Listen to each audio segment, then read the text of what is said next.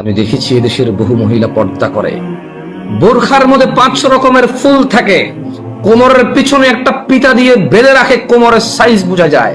দেখেছি এদেশের বহু মানুষের হিজাবের নামে হিজাবের মধ্যে জরি ঝরকা ঝুমকা, দেখেছি সোনালী গোল্ডেন কালার চকচক করা কিছু একটা তার হিজাবের মধ্যে।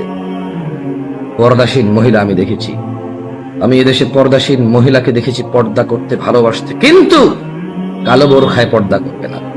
নীল লাল বেগুনি এবং হিজাবের মধ্যে এখানে গোলাপ সেখানে চামেলি শিউলি চম্পা কত রকমের ফুল রাখতে। আমি দেখেছি এখানে বহু মানুষ পর্দা করতে, পর্দাকে ভালোবাসতে, কিন্তু কোন পর্দা?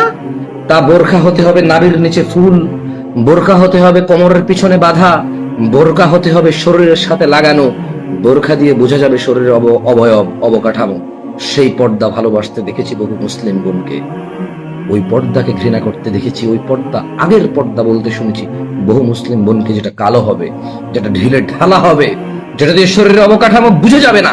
দেখেছি বহু বাবাকে তার মেয়ের জন্য রং বেরঙ্গের ঝকঝকে চকচকে পর্দা হিজাব কিনতে এবং তা দিয়ে ছবি তুলে ফেসবুকে ছাড়তে দেখেছি আমি বহু বাবাকে, যারা তাদের মেয়ে পর্দাশীল করতে। আমি কি বলবো আপনাকে, আমি বহু কিছু দেখেছি, আমার এখন মনে আসছে না। আমি বলছি না আমি খুব ভালো, এগুলোর ঊর্ধ্বে আমি নিজেকে এর ভিতরে রেখে কথা বলছি। আল্লাহ আমাকে ভালো হওয়ার তৌফিক দান, আল্লাহ সুবহানাহু ওয়া তাআলা আমাকে ভালো হওয়ার তৌফিক দান।